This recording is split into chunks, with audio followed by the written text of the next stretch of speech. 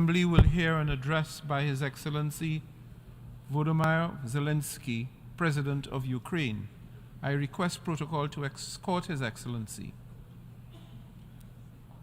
On behalf of the General Assembly, I have the honor to welcome His Excellency Volodymyr Zelensky, President of Ukraine, and invite him to address the Assembly.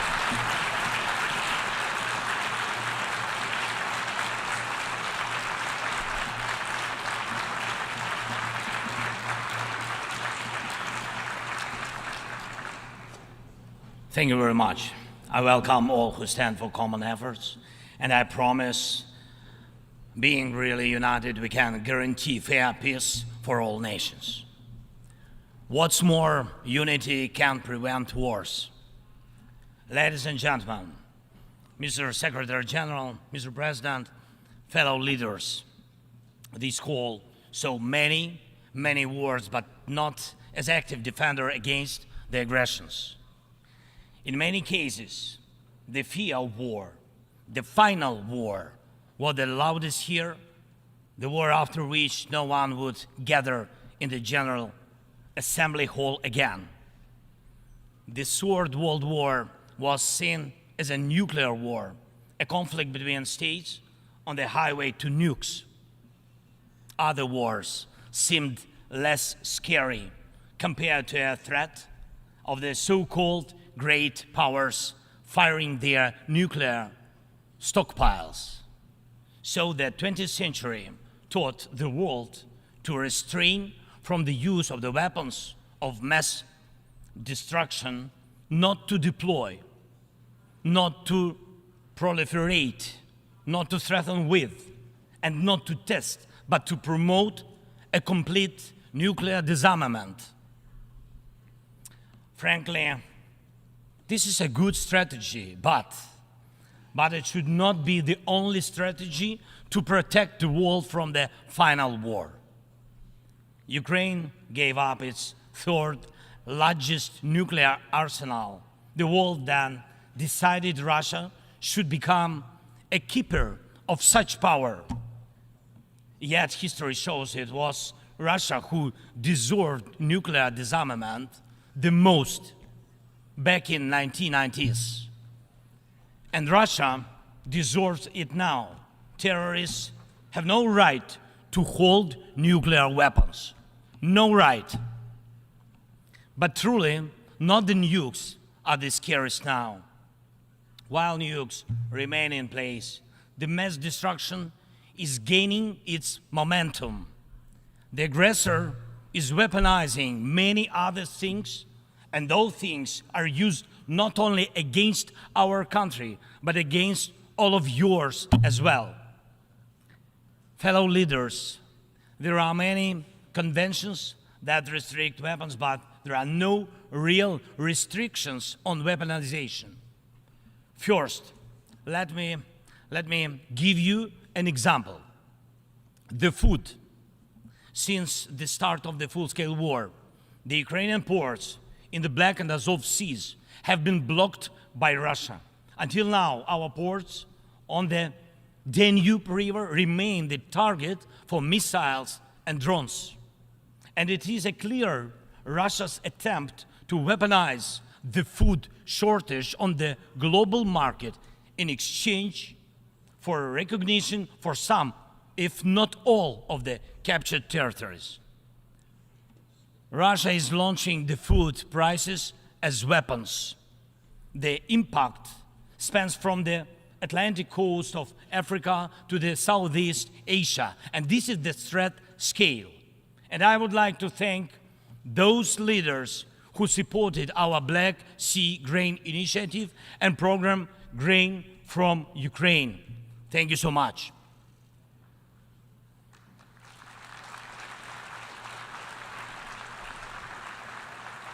United, we made weapons turn back into food again. More than 45 nations saw how important it is to make Ukrainian food products available on the market, from Algeria to Spain to Indonesia and China. And even now, when Russia has undermined the Black Sea Grain Initiative. We are working to ensure food stability, and I hope that many of you will join us in these efforts. We launched a temporary sea export corridor from our ports, and we are working hard to preserve the land routes for grain exports. And it is alarming to see how some our friends in Europe play out solidarity in political theater, making thriller from the grain. And they may seem to play their own role, but in fact, they are helping set the stage to a Moscow actor. Second, weaponization of energy. Many times the world has witnessed Russia using energy as a weapon. Kremlin weaponized oil and gas to weaken the leaders of other countries when they came to the Red Square. And now this threat is even greater. Russia is weaponizing nuclear energy. Not only it is spreading its unreliable nuclear power plant construction technologies, but it is also turning other countries' power plants into real dirty bombs. Look, please, what Russia did to our Zaporizhia power plant. Shelled it, occupied it, and now blackmails others with radiation leaks. Is there any sense to reduce nuclear weapons when Russia is weaponizing nuclear power plants? Scary question. The global security architecture offers no response or protection against such a treacherous radiation threat, and there is no accountability for radiation blackmailers so far. The third example is children. Unfortunately, various terrorist groups abduct children to put pressure on their families and societies. But never before the mass kidnapping and deportation would become a part of the government policy. Not until now. We know the names of tens of thousands of children and have evidence on hundreds of thousands of others kidnapped by Russia in the occupied territories of Ukraine and later deported. The International Criminal Court issued arrest warrant for Putin for this crime. And we are trying to get children back home. But time goes by. What will happen with them? What will happen to them? Those children in Russia are taught to hate Ukraine, and all ties with their families are broken. And this is clearly a genocide. When hatred is weaponized against one nation, it never stops there. Each decade, Russia starts a new war. Parts of Moldova and Georgia remain occupied. Russia turned Syria into ruins. And if not Russia, the chemical weapons would have never been used there in Syria. Russia has almost swallowed Belarus. It is obviously threatening Kazakhstan and other Baltic states. And the goal of the present war against Ukraine is to turn our land, our people, our lives, our resources into a weapon against you, against the international rules-based order. Many seats in the General Assembly Hall may become empty if Russia succeeds with its treachery and aggression. Ladies and gentlemen, the aggressor scatters deaths and brings ruins even without nukes, but the outcomes are alike. We see towns, we see villages in Ukraine wiped out by Russian artillery, leveled to the ground completely. We see the war of drones. We know the possible effects of spreading the war into the cyberspace. The artificial intelligence could be trained to combat well, before it would learn to help the humanity. Thank God, people have not yet learned to use climate as a weapon. Even though humanity is failing on its climate policy objectives, this means that extreme weather will still impact the normal global life, and some evil state will also weaponize its outcomes. And when people in the streets of New York and other cities of the world went out on climate protest, we all have seen them. And when people in Morocco and Libya and other countries die as a result of natural disasters, and when islands and countries disappear underwater, and when tornadoes and deserts are spreading into new territories, and when all of this is happening, one unnatural disaster in Moscow decided to launch a big war and kill tens of thousands of people. We have to stop it. We must act united to defeat the aggressor and focus all our capabilities and energy on addressing these challenges. As nukes are restrained, likewise the aggressor must be restrained, and all his tools and methods of war. Each war now can become final, but it takes our unity to make sure that aggression will not break in again.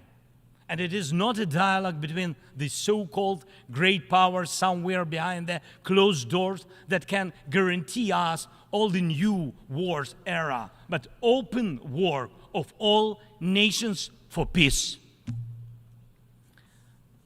Last year, I presented the outlines of the Ukrainian peace formula at the UN General Assembly.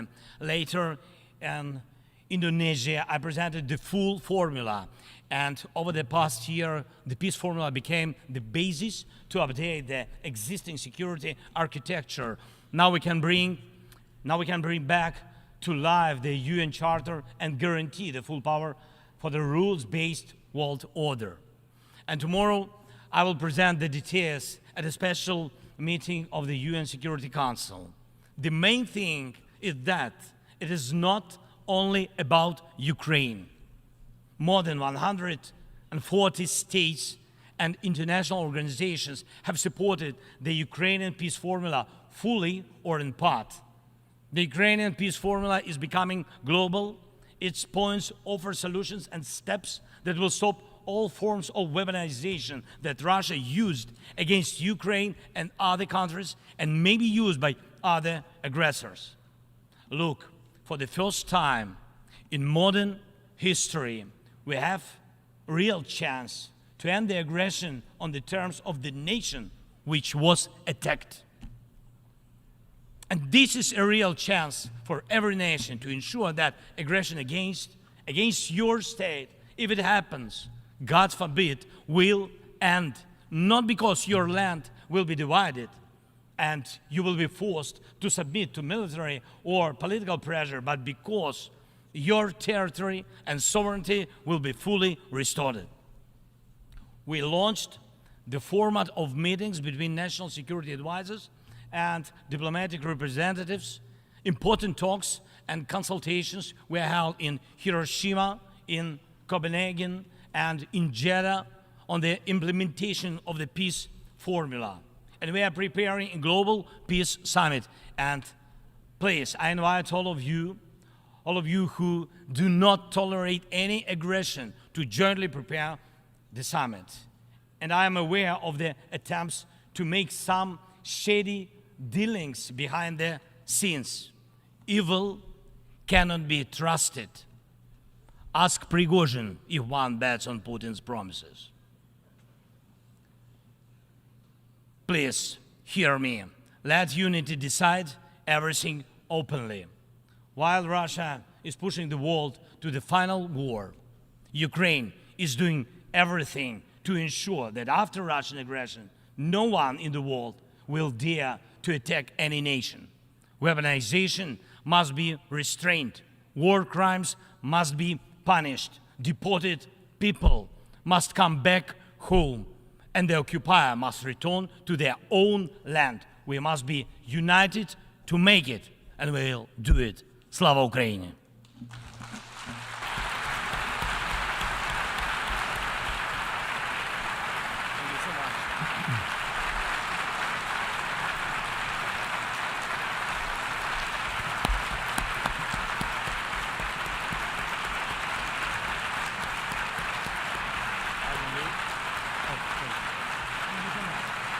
On behalf of the Assembly, I wish to thank the President of Ukraine for the statement just made and request protocol to escort His Excellency.